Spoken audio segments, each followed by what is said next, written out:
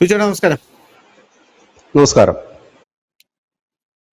2026 ഇന്ത്യയുടെ വർഷമാണ് എന്ന് പല പ്രവചനങ്ങളും കിടപ്പുണ്ട്. ഇന്ത്യയുടെ വർഷമാണെന്ന് പല പ്രവചനങ്ങളും കിടക്കുമ്പോഴും അപ്പുറത്ത് ഡൊണാൾഡ് ട്രംപ് ഇന്ത്യയെയും നരേന്ദ്രമോദിയെയും പല രീതിയിൽ സമ്മർദ്ദം ചെലുത്താനായിട്ട് ശ്രമിക്കുന്നുണ്ട്, സമ്മർദ്ദം കൊണ്ടുവരുന്നുണ്ട് ഡൊണാൾഡ് ട്രംപ്. പക്ഷെ എന്നിരുന്നാലും ഒരു ഭാഗത്ത് ഇന്ത്യ ഒഴിച്ചുകൂടാൻ പറ്റാത്ത ഒരു രാജ്യമാണ് എന്ന് ട്രംപിന്റെ അനുയായികൾ തന്നെ, ട്രംപിന്റെ സെനറ്റർമാർ തന്നെ ട്രംപിന് മുന്നറിയിപ്പ് നൽകുന്നുമുണ്ട്. ഒരു ഭാഗത്ത് ട്രംപ് ഇന്ത്യക്ക് എതിർത്ത് പറയുമ്പോഴും മറുഭാഗത്ത് സെർജിയോ കോർനെയൊക്കെ ഇന്ത്യയിലേക്ക് കൊണ്ടുവന്ന് പാക് സിലിക്കയിൽ ഇന്ത്യ അംഗമാകണം എന്ന് പറയുന്നു. വലിയ ഒരു ക്ലബ്ബാണ്, അതിൽ ഇന്ത്യ അംഗമാകാൻ പോകുന്നു. ഇപ്പോഴിതാ വരുന്ന റിപ്പോർട്ട് അനുസരിച്ച് നൊബേൽ സമ്മാനം ഡൊണാൾഡ് ട്രംപിന് ഇനി കിട്ടിയത് കൊണ്ടാണോ എന്ന് എനിക്കറിയില്ല. കാരണം മറ്റേ മരിയ കൊറിയ മച്ചുഡോ ഡൊണാൾഡ് ട്രംപിന് നൊബേൽ സമ്മാനം കൊടുത്തല്ലോ, എന്തെങ്കിലും ആയിക്കോട്ടെ എന്ന് പറഞ്ഞു കൊടുത്തു. അത് കൊടുത്തത് കൊണ്ടാണോ എന്ന് എനിക്കറിയില്ല. ഇന്ത്യൻ പ്രധാനമന്ത്രി നരേന്ദ്രമോദിയെ ഇപ്പോ ഗസയിൽ സമാധാനം സംസാരിക്കാനായിട്ട് അമേരിക്ക ക്ഷണിച്ചിരിക്കുകയാണെന്ന റിപ്പോർട്ടാണ് വരുന്നത്. അതായത് ഗസയിൽ ഇന്ത്യ സമാധാന അംബാസിഡർ ആകും എന്നാണ് പ്രധാനമായിട്ടും പറയുന്നത്. അപ്പൊ ഇന്ത്യ വേറൊരു തലത്തിലേക്ക് ഉയർന്നുകൊണ്ടിരിക്കുകയാണ് എന്നുള്ള കാര്യത്തിൽ സംശയമില്ല. അപ്പൊ ഇന്ന് വരുന്ന മറ്റൊരു പ്രധാനപ്പെട്ട വാർത്ത, യൂറോപ്യൻ രാജ്യങ്ങളെല്ലാം ഡൊണാൾഡ് ട്രംപിനെതിരെ തിരിഞ്ഞിരിക്കുകയാണ്.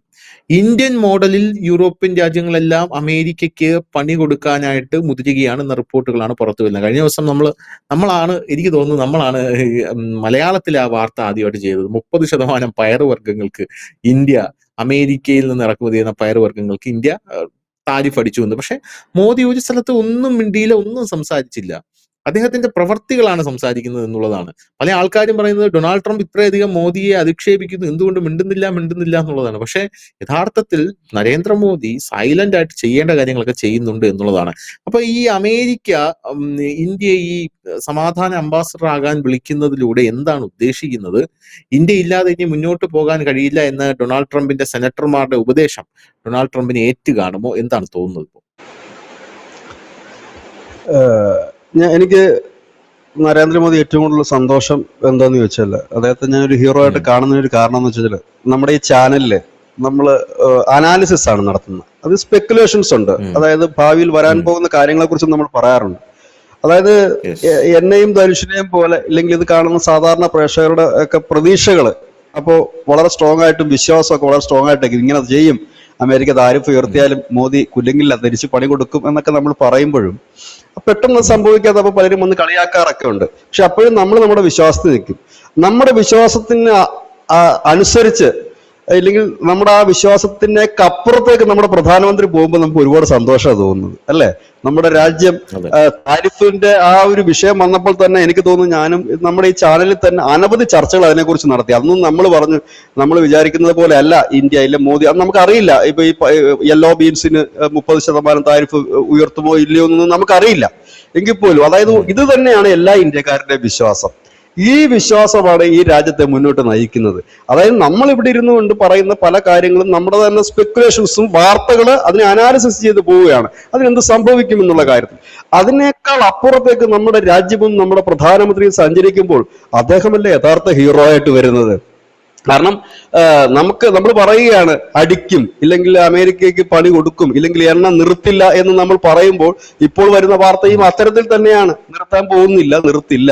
അതായത് അല്ല ഇവിടെ പറഞ്ഞ ഇതുവരെ, അതായത് 2024 ശേഷം മാധ്യമങ്ങളെല്ലാം നരേന്ദ്രമോദിക്കെതിരായിരുന്നു. നരേന്ദ്രമോദി പേടിച്ചോടി, വാലുചുരുട്ടിപ്പോയി, നരേന്ദ്രമോദിക്ക് ഇംഗ്ലീഷ് അറിയാൻ മേലാത്തതുകൊണ്ട് ട്രംപിന് മുമ്പിൽ പോകാത്തത്. അങ്ങനെയാണ് ഇന്ന് ട്രംപിന് പട്ടി വിലയാണ് ലോകത്ത്. ഒരാൾ പോലും പോകുന്നില്ല. നമ്മുടെ ബ്രസീലിയന്റെ ആ പ്രസിഡന്റിനെ പുള്ളി പറയത്തില്ലല്ലോ ഒന്നും. പറഞ്ഞു കഴിഞ്ഞാൽ അപ്പൊ തിരിച്ചു കിട്ടും. ഇതാണ് അവസ്ഥ. എനിക്കൊന്ന് അമേരിക്കയിലെ ഏറ്റവും മോശം പ്രസിഡന്റായിട്ട് ഇദ്ദേഹത്തിന്റെ പേരെ വരാൻ സാധ്യതയുള്ളൂ. ഇതാണ് അവസ്ഥ. ഇന്നിപ്പോ വരുന്ന വാർത്ത എന്താണ് കാണുന്നത്? ഇപ്പൊ ഗസയില് നമ്മളെ ആ സമാധാന കമ്മിറ്റിയിലേക്ക് ക്ഷണിച്ചിട്ടുണ്ട്. അതിനകത്ത് തുർക്കിയുണ്ട്, പാകിസ്ഥാനുണ്ട്. ഇതിന്റെ പേരിൽ ഇസ്രായേൽ ബെഞ്ചമിൻ നെതന്യാഹു പറഞ്ഞു, ഞാനങ്ങ് ഈ കമ്മിറ്റിക്കകത്തും ഇല്ലേ, കമ്മിറ്റിയുടെ ആവശ്യമില്ല. ഇന്ത്യ ക്ഷണിച്ചു എന്നുള്ളത് വളരെ നല്ല കാര്യം. കാരണം പലസ്തീനുമായിട്ടും ഇസ്രായേലുമായിട്ടും നല്ല ബന്ധമുള്ള ഒരു രാജ്യമാണ് ഇന്ത്യ. പ്രത്യേകിച്ച് നരേന്ദ്രമോദിക്ക് നല്ല ബന്ധമുണ്ട് ഈ രണ്ട് രാജ്യങ്ങളുമായിട്ട്. പക്ഷെ ഒരു ഇന്ത്യൻ പൗരനെന്ന നിലയിൽ ഇന്ത്യ ഈ കമ്മിറ്റിയിൽ പങ്കെടുക്കരുതെന്നാണ് എനിക്ക് പറയാനുള്ള ഒരു പ്രധാനപ്പെട്ട ഒരു കാര്യം. അത് എന്തുകൊണ്ടാണെന്ന് ചോദിച്ചു കഴിഞ്ഞാൽ, ഇത് നമ്മുടെ രാജ്യത്തെ സംബന്ധിച്ച് നമുക്ക് ഒരുപാട് ക്ഷീണം സംഭവിക്കും. അദ്ദേഹം ഇന്ത്യ പങ്കെടുക്കുമോ ഇല്ലയോ എന്നറിയില്ല, പങ്കെടുക്കാതിരിക്കാനാണ് സാധ്യതയും. ഈ ക്ഷണം നന്ദി എന്ന് പറഞ്ഞുകൊണ്ട് നിർത്തുകയായിരിക്കും. കാരണം ഈ ഗസ എന്ന് പറഞ്ഞാൽ ഇന്നും നാളെ ഒന്നും തീരാൻ പോകുന്ന പ്രശ്നമല്ല ധനുഷേ. നാളെ ഇവിടെ അടിപൊട്ടുമ്പോ ഇന്ത്യയിലുള്ള പ്രതിപക്ഷ പാർട്ടികളും ഇവിടെയുള്ള മുസ്ലിം സംഘടനകളും പറയും, എന്തായി മോദി പോയിട്ട്, മോദി ആയിരുന്നല്ലോ ഇതിന്റെ ഇടയ്ക്ക് നിന്നെന്ന് പറയും. അവർക്ക് ഇതിനെക്കുറിച്ച് അറിയില്ല എന്താണ് സമാധാന കമ്മിറ്റി എന്നൊക്കെ. പിന്നെ ഇതിന്റെ തലപ്പത്തിരിക്കുന്ന മഹാൻ ട്രംപാണ്. രാവിലെ പറയുന്നതല്ല, വൈകിട്ട് പറയുന്നത്. അപ്പൊ അവിടെ പോയി ആ കമ്മിറ്റിയിൽ പോയി ഇരിക്കുക എന്ന് പറഞ്ഞാൽ ഇച്ചിരി ബുദ്ധിമുട്ടുള്ള കാര്യമായിരിക്കും. അപ്പം ഇങ്ങനെ നടക്കാൻ സാധ്യതയുണ്ട്. അപ്പൊ രണ്ട് ഭാഗത്തു നിന്നും നമ്മൾ രണ്ടു കൂട്ടരുടെയും ചീത്തവിളി കേൾക്കാനായിട്ട് നമ്മൾ പോകേണ്ട കാര്യമുണ്ട്. നമ്മളെ വിളിച്ചു നല്ല കാര്യം, നമ്മൾ ആ രീതിയിൽ അവർ കാണുന്നുണ്ട് അല്ലോ. അതിനകത്ത് അവർ ഒരു വരിയാണ് വളരെ പ്രാധാന്യം. പാലസ്തീനുമായും ഇസ്രയേലുമായും നല്ല ബന്ധം കാത്തു സൂക്ഷിക്കുന്ന ഇന്ത്യ അനിവാര്യമാണ്. അവിടെ എർദോഗന്റെ കൂടെയും നമ്മുടെ ഈ ഇരിക്കുന്ന ഷഹബാസ് ഷെരീഫിന്റെ കൂടെയും നരേന്ദ്രമോദി പോയിരിക്കേണ്ട ആവശ്യമൊന്നുമില്ല. അത് തന്നെയല്ല ഗസയിൽ നടക്കുന്ന വിഷയങ്ങൾ എന്ന് പറഞ്ഞു കഴിഞ്ഞാൽ ഈ അമേരിക്കയ്ക്ക് തോന്നുമ്പോഴൊക്കെ അവിടെ കൊണ്ട് ബോംബിടും, ഇസ്രായേലോട് പറയും കൊണ്ട് ഇട്ടോളാൻ പറയും, പിന്നെ ഇച്ചിരി കഴിയുമ്പോൾ സമാധാനം പറയും. അങ്ങനെ ട്രംപിന്റെ കളിക്ക് ഇന്ത്യ നിന്നു കൊടുക്കേണ്ട യാതൊരു ആവശ്യവുമില്ല എന്നാണ് ഒരു ഇന്ത്യൻ പൗരൻ എന്ന നിലയിൽ എന്റെ ഒരു അഭിപ്രായം. കാരണം ഇത് വെറുതെ പോയി നിന്ന് ഒരു പൊളിറ്റിക്കലി ഒരു തിരിച്ചടി നമുക്കുണ്ടാകും. ഈ രാജ്യത്തെ പ്രതിപക്ഷവും കുറഞ്ഞ പക്ഷം അന്തംഗമ്മികളെങ്കിലും ഫേസ്ബുക്കിൽ പോസ്റ്റ് ഇടും, മോദി പോയിട്ട് എന്തായി, സമാധാനം കിട്ടിയോ, സമാധാനം വന്നോ, പാവങ്ങളെ കൊന്നില്ലേ, മുസ്ലിങ്ങളെ കൊല്ലിച്ചില്ലേ എന്നൊക്കെ പറയും. എന്തിനാണ് നമ്മൾ ഈ വയ്യാവേലി എടുത്ത് തലയെ വെക്കുന്നത്? അതുകൊണ്ട് പറയാ, താങ്ക് യു ട്രംപ്, നിങ്ങൾ വിളിച്ചതിന് നന്ദി, അംഗീകാരത്തിന് നന്ദി. തൽക്കാലം കുറെ പ്രശ്നങ്ങൾ ഇവിടെ ഉണ്ട്, അതൊക്കെ തീർത്ത് കഴിഞ്ഞിട്ട് ഞങ്ങൾ നോക്കാം, അങ്ങനെ പറഞ്ഞ് നിൽക്കുക. ഒന്ന്.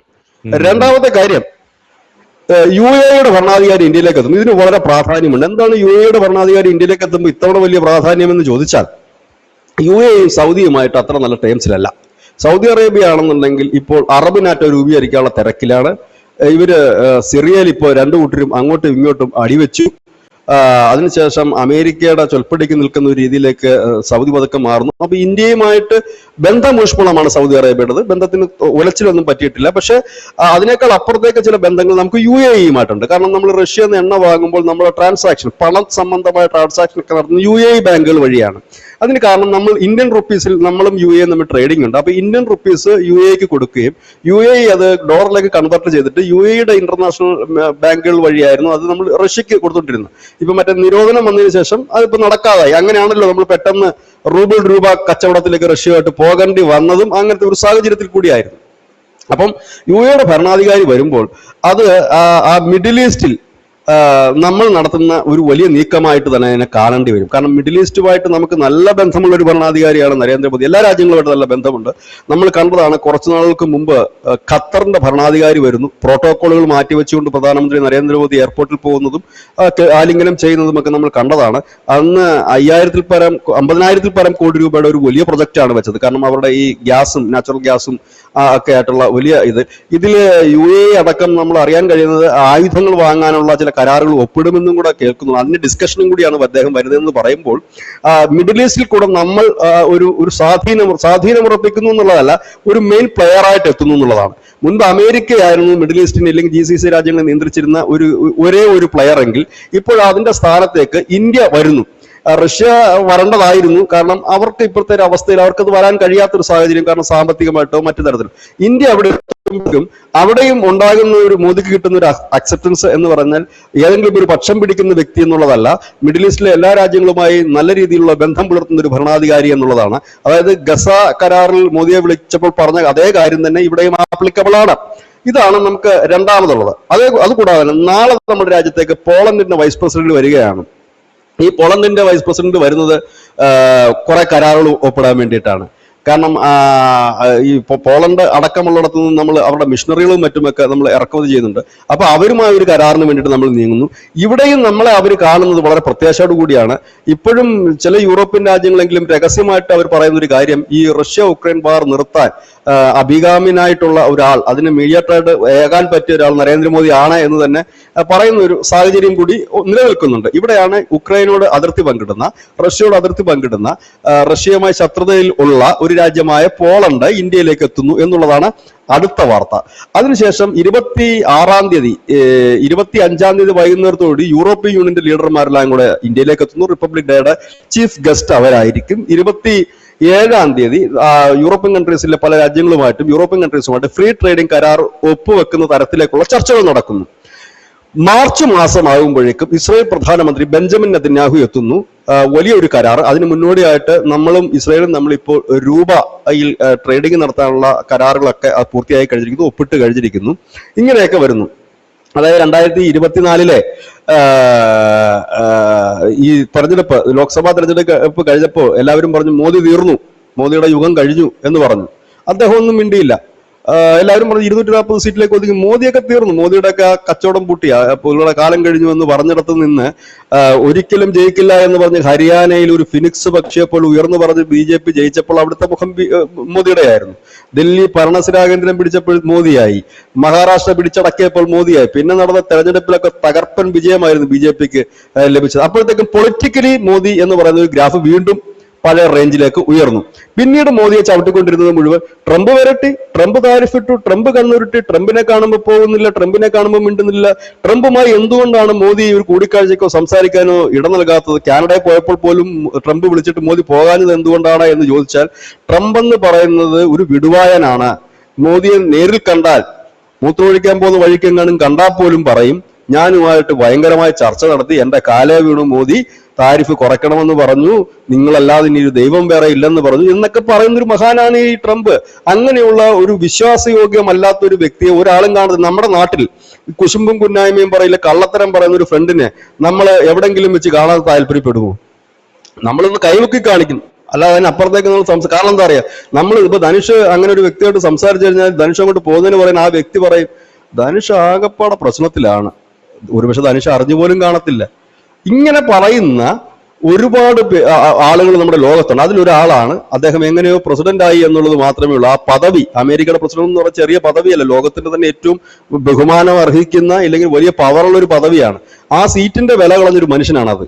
അതാണ് അതിന്റെ. അപ്പം മോദി തകർന്നു, എണ്ണ നിർത്തി എന്ന് പറഞ്ഞുകൊണ്ടാണ് ഇവിടെ കിടന്ന ആക്രോശം. ഇത് ഇപ്പൊ ഇന്റർനാഷണൽ മീഡിയാസ് പറയുന്നത് ഇന്ത്യ എണ്ണ നിർത്താനേ പോകുന്നില്ല. ജനുവരിയില് ഞാൻ അന്ന് പറഞ്ഞു, നമ്മൾ ചർച്ച ചെയ്തിരുന്നത്, എനിക്ക് തോന്നുന്നു 1-2 മാസം മുമ്പ് നമ്മൾ ചർച്ച ചെയ്തിരുന്നു. ജനുവരിയിൽ വരെ നമ്മൾ ബുക്കിംഗ് കഴിഞ്ഞു. നമ്മുടെ ജനുവരിയിലെ കണക്ക് ഞാൻ അന്ന് പറഞ്ഞിരുന്നു. ഇപ്പൊ ഇറക്കുന്നത് 1.3 ബാറിലാണ്. നമ്മൾ മാത്രമാണെന്ന് തോന്നുന്നു ഈ റഷ്യന്ന് എണ്ണ ഇറക്കുന്നതിന്റെ കൃത്യമായ കണക്ക്. പിന്നെ ഇങ്ങനത്തെ കണക്കുകൾ കിട്ടണമെങ്കിൽ നമ്മൾ വല്ല എക്കണോമിക്സ് ടൈംസിൽ നോക്കണം, ഇല്ലെങ്കിൽ ധനമോ ഇല്ലെങ്കിൽ അതിനൊക്കെ ഈ സാമ്പത്തിക ഓൺലൈനിൽ എവിടെയെങ്കിലും നോക്കേണ്ടി വരും. പക്ഷെ നമ്മളത് കൃത്യമായി തന്നെ കൊടുക്കാറുണ്ട്. നിർത്തില്ല. അതിനവർ പറയുന്ന കാരണങ്ങളുണ്ട്. ഇന്റർനാഷണൽ മീഡിയാസ് പറയുന്നൊരു കാര്യമുണ്ട്, ഈ റഷ്യൻ എല്ലായിടത്തെയും ക്രൂഡ് ഓയിൽ ഒരുപോലെയല്ല. റഷ്യൻ ക്രൂഡ് ഓയിൽ കൊണ്ടുവന്നു കഴിഞ്ഞാൽ അതിനെ പ്യൂരിഫൈ ചെയ്യാൻ പറ്റുന്ന സംവിധാനങ്ങൾ ഇന്ത്യക്ക് ഉള്ളത് കൊണ്ട് ആണ് അവർ റഷ്യയുടെ എണ്ണ കൂടുതലായി വാങ്ങുന്നത്. ഇപ്പൊ മറ്റിടങ്ങളിൽ നിന്ന് എണ്ണ വാങ്ങിക്കഴിഞ്ഞാൽ ഈ ക്രൂഡ് ഓയിൽ എന്ന് പറയുന്നത് എല്ലായിടത്തെയും ഒരുപോലത്തെ ക്രൂഡ് ഓയിൽ അല്ല, ഒരേ രീതിയിലുള്ളതല്ല. ഇത് പ്യൂരിഫൈ ചെയ്യുന്നതിന് വ്യത്യാസങ്ങളുണ്ട്. ചിലയിടത്തേത് വളരെ കട്ടി കൂടിയ ഈ വെനസ്വേലയുടെ ഒക്കെ ക്രൂഡ് ഓയിലുള്ള ഒരു പ്രശ്നവും അതൊക്കെ തന്നെയാണ്. വളരെ ഹാർഡായിട്ടുള്ള ഒരു ക്രൂഡ് ഓയിലാണ്. അതിന് അമേരിക്കയുടെയും മറ്റുമൊക്കെ സാങ്കേതിക സഹായങ്ങൾ വെച്ചിട്ടാണ് നമ്മൾ അതിനെ പ്യൂരിഫൈ ആക്കുന്നത്. ഇപ്പൊ നമുക്ക് നിലവിലുള്ളത് എന്ന് പറഞ്ഞാൽ നമ്മൾ മിഡിൽ ഈസ്റ്റിൽ നിന്നൊക്കെ ആയിരുന്നല്ലോ പണ്ടോട്ടെ കൊണ്ടുവന്നിരുന്നത്. ഈ റഷ്യയുടെ ക്രൂഡ് ഓയിൽ നമുക്ക് ശുദ്ധീകരിക്കാൻ എളുപ്പമായതുകൊണ്ടാണ് നമ്മൾ അത് നിർത്തില്ല എന്ന് യൂറോപ്യൻ മാധ്യമങ്ങൾ പറയുന്നത്. ഇന്ത്യ ഈ അടുത്ത കാലത്ത് നിർത്താൻ പോകുന്നില്ല. ഇനി ഇവർ ഡിസ്കൗണ്ട് കുറയ്ക്കാണ് ചിലപ്പോൾ നിർത്തും. അത് ഇന്ത്യ നേരത്തെ തന്നെ പറഞ്ഞിട്ടുണ്ടല്ലോ, നമുക്ക് ലാഭകരമല്ലാത്ത കച്ചവടമാണ് നിർത്തും. നമ്മൾ 2022 വരെ ഒന്നും റഷ്യയുടെ ക്രൂഡ് ഓയിൽ ഒന്നും നമ്മൾ വാങ്ങിയിട്ടില്ല. നാമമാത്രമായ ക്രൂഡ് ഓയിൽ മാത്രമേ വാങ്ങിയിട്ടുള്ളൂ. ആര് പൈസ കുറച്ച് വരുന്നു അവിടെ നിന്ന് നമ്മൾ വാങ്ങുമെന്ന് നമ്മൾ പറഞ്ഞിട്ടുണ്ട്. ഇറാനകത്തുനിന്ന് ഇറാന്റെ ഒന്നും വാങ്ങും നമ്മൾ. അപ്പൊ നമ്മൾ പറഞ്ഞിട്ടുണ്ട്. അതാണ് രണ്ടാമത്തെ നമ്മുടെ ഒരു കാര്യം. ഒപ്പം തന്നെ ഇറാന്റെ വിഷയത്തിൽ നമ്മൾ പ്രത്യക്ഷമായിട്ട് നിലപാടുകളൊന്നും എടുത്തില്ലെങ്കിൽ പോലും അതിനിടയിൽ നമ്മൾ ബെഞ്ചമിൻ നെതന്യാഹുവായിട്ട് ശ്രീ നരേന്ദ്രമോദി സംസാരിച്ചിരുന്നു. അതും നമ്മൾ ഈ പ്ലാറ്റ്ഫോമിൽ ഞാനും ധനുഷും തമ്മിൽ ചർച്ച ചെയ്തൊരു വിഷയമാണ്. ആ ഒരു ഇതും ഇറാന്റെ ഒരു പശ്ചാത്തലത്തിൽ വേണം നമ്മൾ കാണാനായിട്ട്. റഷ്യ പ്രത്യക്ഷത്തിൽ ഇടപെട്ടു. ഒരുപക്ഷെ ഇന്ത്യ പറയുകയാണ്. കാരണം ഇന്ത്യയെ സംബന്ധിച്ച് ഇറാൻ നമുക്ക് തള്ളിക്കളയാൻ പറ്റുന്ന ഒരു രാജ്യമല്ല. ചബ്ബാർ തുറമുഖം അടക്കം കോടികൾ നമ്മൾ ഇൻവെസ്റ്റ് ചെയ്തിട്ടുണ്ട്. കാരണം നമ്മുടെ ഒരു കേന്ദ്ര ഒരു ജംഗ്ഷനാണ് അത്. അപ്പൊ അതുകൊണ്ട് ഒരുപക്ഷെ ഇന്ത്യ ഇടപെട്ടിട്ടുണ്ടാകുമെന്ന് നമുക്ക് പറയേണ്ടി വരും. അതായത് 24 പൊളിറ്റിക്കലി ആയി അല്പം ഡൗൺ ആയി നിന്ന് നരേന്ദ്രമോദി, പിന്നീട് അത് അടുത്തടുത്ത് വന്ന നിയമസഭാ തെരഞ്ഞെടുപ്പിലൂടെ ഒരു പൊളിറ്റിക്കലി ഹൈപ്പ് ഉണ്ടാക്കിക്കൊണ്ട് പൊളിറ്റിക്കലി ഗ്രാഫ് ഉണ്ടാക്കിയെങ്കിൽ ഇപ്പോൾ ലോക രാജ്യങ്ങളുടെ ഹീറോ എന്ന രീതിയിലേക്ക് വീണ്ടും നരേന്ദ്രമോദി കടന്നു വരുന്ന ഒരു വർഷമാണ് 2026. നമ്മൾ ഈ 2026 മുതൽ ചില ജ്യോതിഷികളും മറ്റുമൊക്കെ പറയുന്നത് 2026 മുതൽ ഇന്ത്യയുടെ ഗ്രാഫ് ഉയരും എന്നാണ് പറയുന്നത്. ഞാൻ അതാണ് പറഞ്ഞത്, ഓരോ ഇന്ത്യക്കാരൻ്റെ ഇവിടെ ഈ ചാനൽ ചർച്ച നടത്തുന്നത് നമ്മൾ പോലും ചില അനാലിസിസുകളും നമ്മുടെ ചില സ്പെക്കുലേഷൻസ് പറയുമ്പോൾ അതൊരു ഇന്ത്യക്കാരന്റെ മനസ്സാണത്. അങ്ങനെ ഓരോ ഇന്ത്യക്കാരന്റെ മനസ്സിന് ആ വ്യക്തിയെ കുറിച്ചുള്ള വിശ്വാസം കൊണ്ടാണ് നമ്മൾ പറയുന്നത് ഈ താരിഫിനെ നമ്മൾ മറികടക്കും, നമ്മൾ നമ്പർ 1 ആകുമെന്ന് പറയുമ്പോൾ അതിനനുസരിച്ചില്ലെങ്കിൽ അതുക്കും മേലെ പോകുന്നൊരു പ്രധാനമന്ത്രിയായ നരേന്ദ്രമോദി വരികയാണ് ഇവിടെ ചെയ്യുന്നത്. ഇത് നമ്മൾ ഈ ചർച്ച നടത്തുമ്പോൾ പലരും പറയും നമ്മള് ഗോധി മീഡിയ ആണ്, ഇല്ലെങ്കിൽ PR വർക്കാണ്, ഇല്ലെങ്കിൽ അങ്ങനെയൊക്കെ പറയാറുണ്ട്. പക്ഷെ അങ്ങനെയല്ല. ഞാൻ പ്രേക്ഷകരോട് പറയാനുള്ള കാര്യം, നിങ്ങൾ കണ്ണടച്ചിരുന്ന് ചിന്തിക്കൂ. എന്താ നിങ്ങൾ എന്നിട്ട് ഞങ്ങളുടെ മാധ്യമം മാത്രം നിങ്ങൾ കാണണ്ട, ഈ ചാനൽ മാത്രം കണ്ട് നിങ്ങൾ ഒരു വിലയിരുത്തലും നടത്തരുത്. നിങ്ങൾ എല്ലാ ഇന്റർനാഷണൽ മീഡിയാസുകളും നിങ്ങൾ നോക്കണം, എല്ലാ ഓൺലൈനുകളും നിങ്ങൾ പരിശോധിക്കണം. എല്ലാ ഓൺലൈനുകളും പരിശോധിച്ചിട്ട് നിങ്ങൾ കണ്ണടച്ചിട്ട് 2 മിനിറ്റ് ചിന്തിക്കൂ എന്താണ് സംഭവിക്കുന്നതെന്ന്.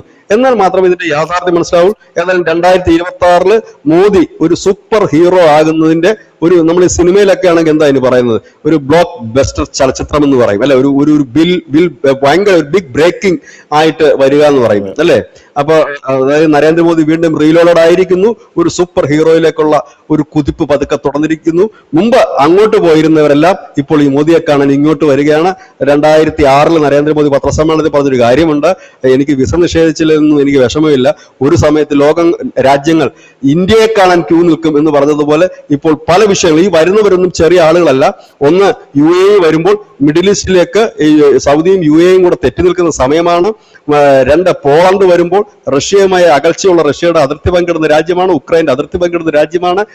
അവിടെ അവരെത്തുന്നു. ഗസയിലേക്ക് മോദിയെ ക്ഷണിക്കുമ്പോൾ പറഞ്ഞൊരു വാചകം വളരെ ശ്രദ്ധേയമാണ്, പലസ്തീനും ഇസ്രയേലുമായി അടുത്ത ബന്ധം സ്ഥാപിക്കുന്ന ഉള്ള ഒരു നേതാവാണ് മോദി എന്ന് പറയുന്നൊരു കാര്യം. 4ാമത്തേതാണ് ഏറ്റവും കിടിലം വാർത്ത, ഒരിക്കലും ഇന്ത്യ റഷ്യൻ എണ്ണ നിർത്താൻ പോകുന്നില്ല, അവരെന്ന് ഡിസ്കൗണ്ട് നിർത്തുന്നു അന്ന് മാത്രമേ ഇന്ത്യ അവരുടെ എണ്ണ നിർത്താറുള്ളൂ എന്ന് പറയുന്നു. ഇതിനിടയിൽ ചൈനയുമായിട്ട് ചില രമ്യതയിൽ പോകുന്നതിന്റെ നീക്കങ്ങൾ നമുക്ക് വരും ദിവസങ്ങളിൽ ചർച്ച ചെയ്യപ്പെടാം.